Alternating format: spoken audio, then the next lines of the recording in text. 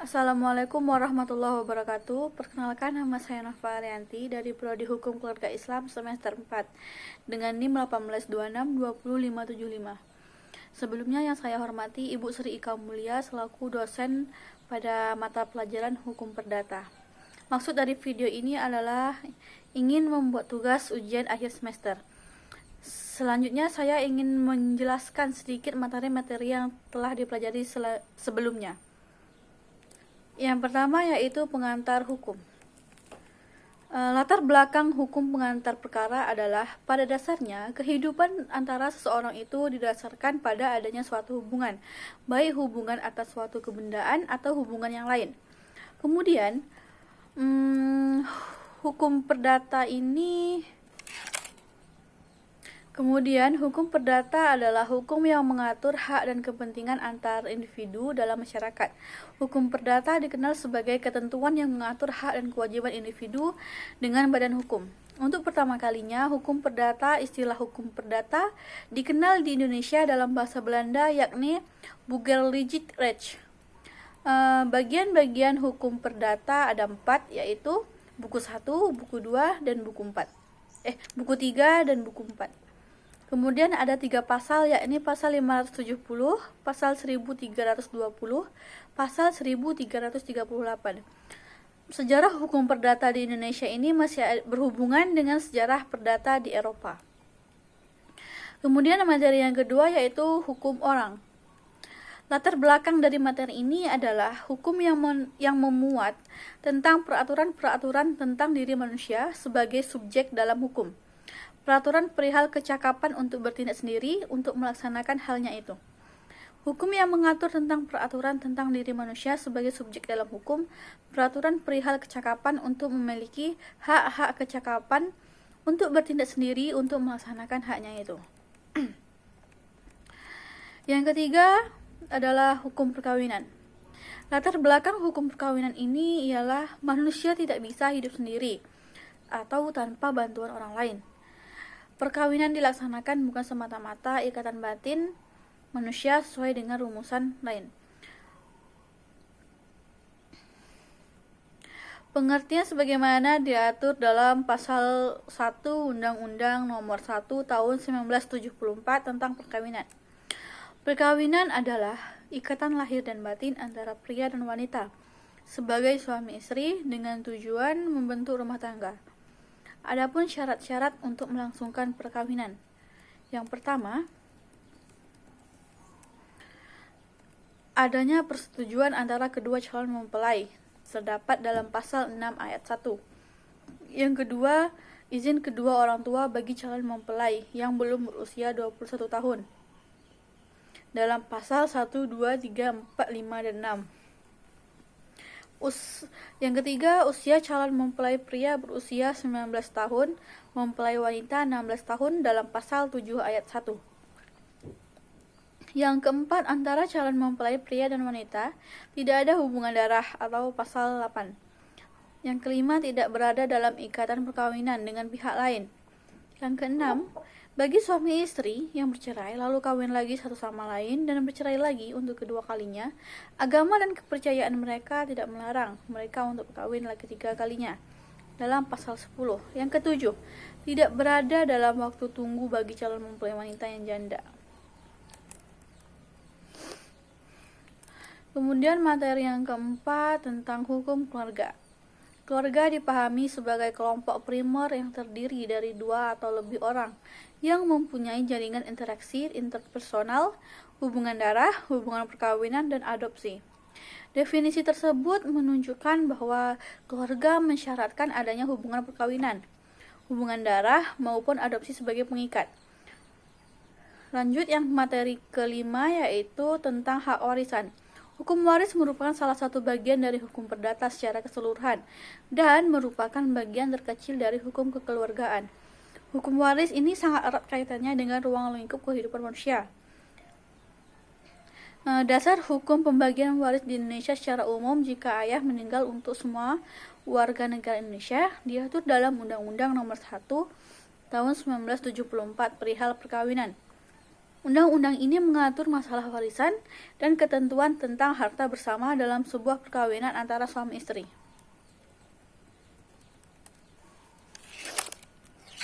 Selanjutnya yang keenam adalah konsep hukum perikatan. Latar belakang pada materi ini adalah dalam kehidupan sehari-hari banyak orang-orang yang tidak sadar bahwa setiap harinya mereka melakukan perikatan. Hal-hal seperti membeli suatu barang, menggunakan jasa angkutan umum, atau perjanjian sewa-menyewa merupakan suatu perikatan. Perikatan di Indonesia diatur pada buku ketiga KUH Perdata. Dalam hukum perdata banyak sekali hal-hal yang dapat menjadi kecakupannya. Salah satunya adalah perikatan.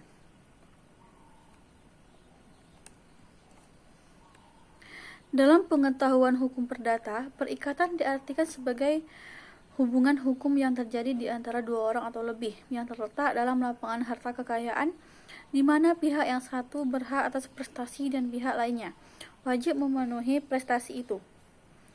Beberapa pakar hukum juga memberikan pengertian tentang perikatan, yaitu salah satunya Hoffman dalam R. Setiawan. Perikatan adalah suatu hubungan hukum antara sejumlah terbatas subjek-subjek hukum. Sehubungan dengan itu, seorang atau beberapa orang daripadanya mengikatkannya dirinya untuk bersikap menurut cara-cara tertentu terhadap pihak yang lain yang berhak atas sikap yang demikian itu.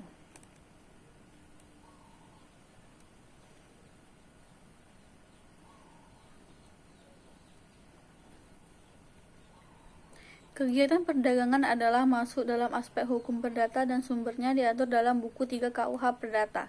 Tentang perikatan secara umum dapat dijelaskan bahwa perdagangan terjadi karena adanya suatu kesepakatan atau perjanjian antara pihak dan kesepakatan tersebut diwujudkan dalam suatu perjanjian dan menjadi dasar perikatan bagi para pihak.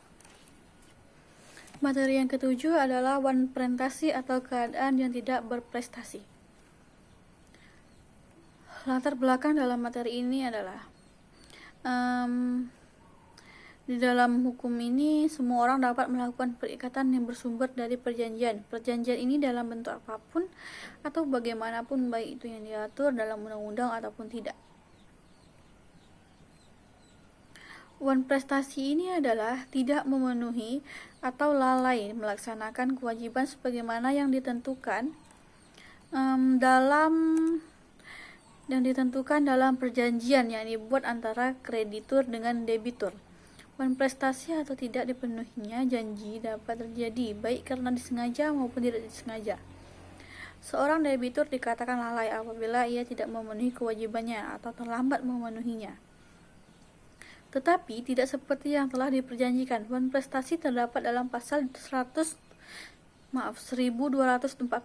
KUH Perdata yang menyatakan bahwa penggantian biaya, rugi, dan bunga karena tidak dipenuhinya suatu perikatan barulah mulai diwajibkan apabila si berutang setelah dinyatakan lalai memenuhi perikatannya tetap melalaikannya, atau jika suatu yang harus diberikan atau dibuatnya hanya dapat diberikan atau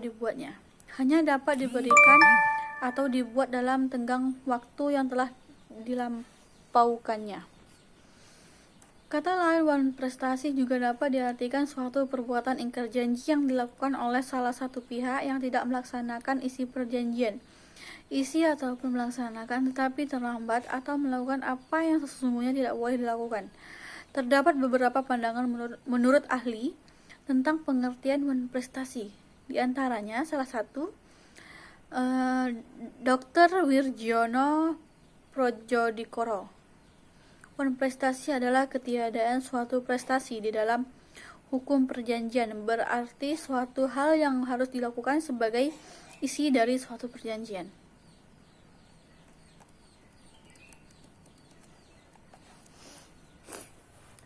Kemudian materi yang terakhir adalah tentang daluarsa.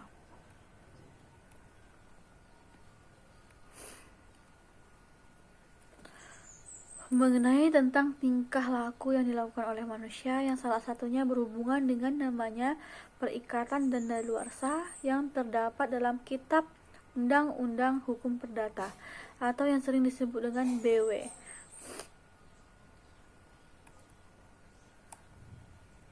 Daluarsa pada umumnya adalah suatu alat untuk memperoleh sesuatu atau untuk membebaskan suatu perikatan dengan lewat waktu tertentu dan atas syarat-syarat yang ditentukan oleh undang-undang, di mana seseorang melakukan sebuah perjanjian yang tertera pada kontar yang telah disepakati bersama dalam hitam di atas putih, yang sebagaimana apa yang tertulis di dalam surat perjanjian atau kontrak tersebut harus dilakukan sesuai dengan perjanjian yang dibuat. Pelepasan daluarsa dibagi menjadi dua, yaitu dilakukan secara tegas, kemudian dilakukan secara diam-diam.